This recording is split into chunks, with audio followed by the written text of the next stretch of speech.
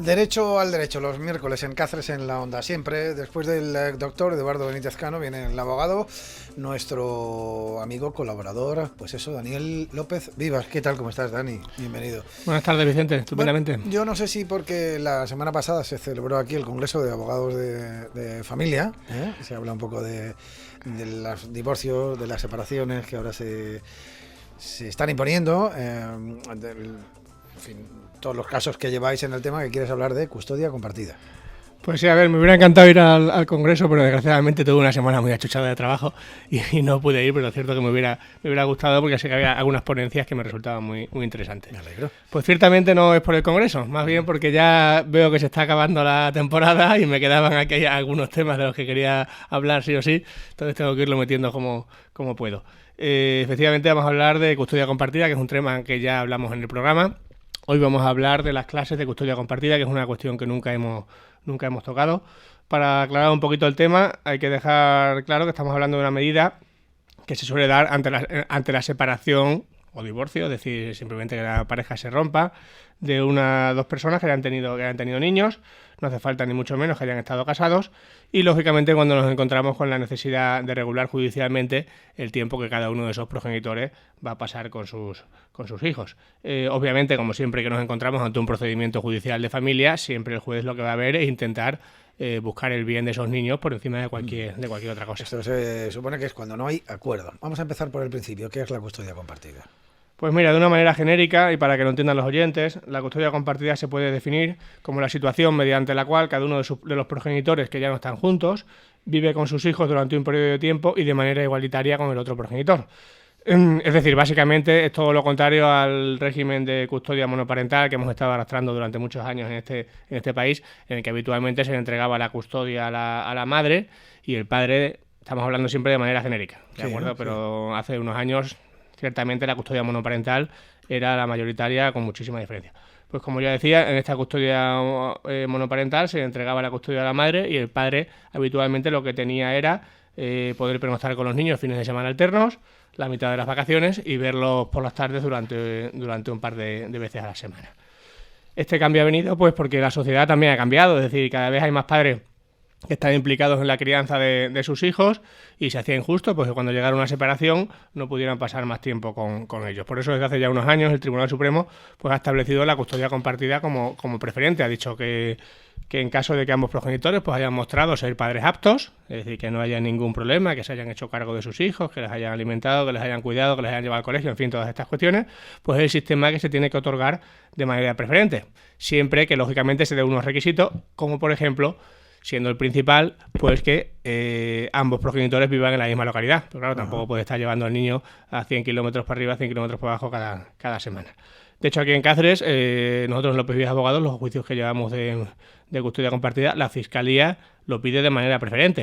Es decir, en los juicios de familia comparece siempre el fiscal para proteger el interés del menor y ellos hacen una petición sobre la custodia que consideran que procede, y cuando se dan estos casos, ya digo, siempre suelen proponer la custodia compartida. Entonces, ¿ya son la mayoría de los, cuando hay un juicio o algo, custodia compartida en este? Pues no sé cómo andan las estadísticas, la verdad, porque ya digo que sí que está sometido a diversos requisitos. Porque claro, cada padre tiene que tener una casa debidamente preparada para el niño, es decir, se suele exigir que tenga una situación económica relativamente buena, que ya digo que viva en la misma localidad. No sé exactamente cómo están las estadísticas, pero sí que es cierto que la ley dice que cuando se dan esas condiciones, de manera preferente, debe otorgarse la custodia compartida. No todos los custodias compartidas son iguales, ¿no? Pues no, mira, yo precisamente es lo que quería hablar hoy, quería clasificarlas un poco para tener en cuenta pues que los oyentes sepan cómo funciona este tema. En primer lugar, me gustaría clasificarla según el tiempo que cada uno de los niños va a estar con sus progenitores. Aunque inicialmente se pensaba, como ya he dicho, que tenía que ser el mismo, últimamente hay sentencias recientes del Tribunal Supremo que especifican que no tiene que ser así, ¿de acuerdo? Que puede haber custodia compartida, pero que el niño no esté exactamente al mismo tiempo con los dos progenitores. Aunque ya digo, esos serán casos concretos, lo habitual es que sí que lo estén, pasen el mismo tiempo con cada uno de ellos. Si acudimos al tiempo, pues podemos clasificarlas por custodias compartidas que se den por una semana, es decir, que los niños estén una semana con cada uno de sus padres, por 2 semanas o incluso por un mes, ¿de acuerdo? Es decir, como ya digo, siempre en procedimiento de familia hay que ir al caso concreto para ver qué es lo mejor para los niños. Sin embargo, de manera generalizada, esto sí que hay que dejarlo claro, las custodias compartidas que más se conceden suelen ser las semanales, por los que el niño pasa una semana con cada uno de sus padres, haciéndose el cambio habitualmente los lunes en el colegio. Es decir, uno de sus padres deja al niño el lunes por la mañana en el colegio con la maleta y el otro lo recoge. Y el otro lo recoge cuando sea la hora de salida. Y es que, claro, si pensamos en custodias más largas, que ya digo, perfectamente se podrían acordar, como de 15 días o un mes, pues claro, ya habría que acordar también algún día de visita del otro progenitor durante esos días, porque tampoco va a estar el niño 15 días, un mes sin ver a su padre. Entonces, por eso decimos que, bajo mi experiencia, lo más operativo es siempre la custodia compartida semanal. El niño una semana con cada uno y se acabó. Sí que es cierto que hay ciertos estudios que hablan del niño maleta. Es decir, claro, que el niño sufre en cierta manera porque está cada semana haciendo la maleta y moviéndose en un sitio. Pero bueno, sinceramente yo creo que la semanal es la mejor, aunque obviamente tiene sus inconvenientes, claro. Evidentemente, no. Los psicólogos seguramente nos vienen lo mismo, ¿no? Están ahí un poco, sí, es verdad. Es que no hay una norma clara que diga que es lo mejor para los niños, porque claro, todas tienen sus ventajas y sus inconvenientes. Ya digo, custodias más largas, estamos hablando de que uno de los padres no ve a sus hijos durante más días. Sí, es decir, puede ser contraproducente también. ¿Qué es mejor, eso o que los niños se estén moviendo todo el rato? Pues yo sinceramente no sé decirlo. Oye, ¿hay más tipos de custodia, Dani? Aparte de este... Pues sí, mira, aparte de clasificarlos por el tiempo, ahora vamos a hablar del espacio. Es decir, de dónde se desarrolla esa custodia. Por amplísima mayoría, la situación que se da habitualmente es que cada uno de sus padres tiene una casa. Sí, una casa diferente. Y son los niños los que de manera semanal, mensual o en el plazo que se estime, van a casa de esos progenitores a dormir con ellos, de acuerdo al sistema que ya hemos dicho, de acuerdo de recogerlos en el colegio.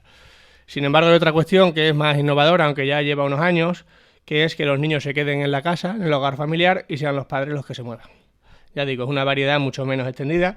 En López Díaz Abogados hemos llevado poquitos casos de esto, porque hay muy pocos, pero algunos hemos llevado. Y la verdad es que yo, de la experiencia de esos casos, no soy muy partidario de ella. En primer lugar, porque claro, estamos hablando de que ambos progenitores tienen que pagar la casa común en la que viven los niños y pagarse otra para ellos en esa semana en la que no están. Son 3 casas. Son 3 casas las que se necesitan, claro. Ya estamos hablando de un gasto considerable. Se puede pensar eso, que es más cómodo que los niños estén allí y sean los padres los que se muevan, pero es que en el día a día trae muchos problemas. Por ejemplo, que uno no limpie la casa y se la deje totalmente sucia al otro, que uno le deje la nevera llena al otro, pero el otro se la deje totalmente vacía. En fin, luego eso de compartir casa con los niños en el día a día trae muchos problemas. Ya digo, algún caso que hemos llevado en López Díaz Abogados, los dos progenitores han acabado a tiros, porque es muy difícil compartir casa con una relación rota y de manera rotatoria, digamos.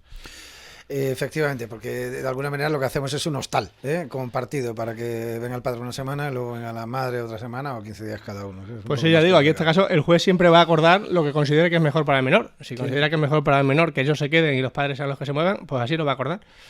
Estamos siempre hablando de casos en los que no hay acuerdo. Si hay un acuerdo previo y mutuo de los padres, es decir, no hay ningún problema, no llevamos bien, lo hacemos. No es exactamente así. En la generalidad sí, pero cuando tú presentas un acuerdo, es decir, un convenio regulador que llamamos los abogados, ese convenio regulador pasa a la Fiscalía para ver que esos menores estén perfectamente atendidos, ¿de acuerdo? Y si están perfectamente atendidos conforme al criterio de la Fiscalía, lo aprueba el juez sin ningún problema. Ese, digamos, filtro siempre está ahí. A mí como abogado no me ha pasado nunca que me denieguen un convenio, ¿vale? Porque sí que es cierto que la Fiscalía entiende que si las partes están de acuerdo pues será lo mejor para sus hijos. Claro. Pero legalmente sí que lo podría modificar, ya digo. No suele pasar, a mí por lo menos no me ha pasado, pero podría suceder. Y el otro día creo que leía el titular por encima, que además muchos de las separaciones, divorcios, más bien separaciones, son un poco así de manera privada por el coste que tiene el afrontar un divorcio, etcétera, etcétera, creo en este Congreso de Abogados de Familia. A ver, efectivamente a mí me llegan casos de gente que lleva 5, 6, 7, 8 años separados, con niños pequeños, y que no tienen ninguna resolución, ninguna sentencia que establezca cuáles son las medidas de esos niños. A mí, sinceramente, me parece una inseguridad jurídica. Quiere decir, porque cuando las cosas van bien no hay problemas, pero en el momento en el que se tuerza es que no tienes absolutamente nada a lo que agarrarte. En el momento en el que tú tengas una sentencia que establece esas medidas, ya sabes, ya son unas normas que tienen que seguir los progenitores sobre el cuidado de sus niños. Pero claro, si tú te separas de hecho, que puedes hacerlo perfectamente, y acuerdas con tu expareja unas normas, ya digo, a las buenas no va a haber problema. Ahora, como la relación se envenene y vayáis a las malas, no tenéis absolutamente nada. Daños colaterales siempre lo sufren los menores. Este es el problema que tenemos las personas mayores cuando terminamos una relación con niños de por Ese es el problema, sí, que son los niños los que más sufren. Por eso siempre que viene una pareja al despacho a separarse o divorciarse, yo les digo que no es que intenten llevarse bien, que intenten llevarse por lo menos de manera cordial para que sus hijos no sufran tanto la situación. Porque, como tú dices, son los que más la sufren, claro. Sí, bueno, todos conocemos casos y los hemos visto y, bueno, ciertamente sufren mucho, ¿no? Sobre todo cuando son pequeños. O sea que complicado. Daniel López Vivas, abogados.com. Un placer, caballero, tenerle aquí de nuevo. Muchas gracias, hasta luego.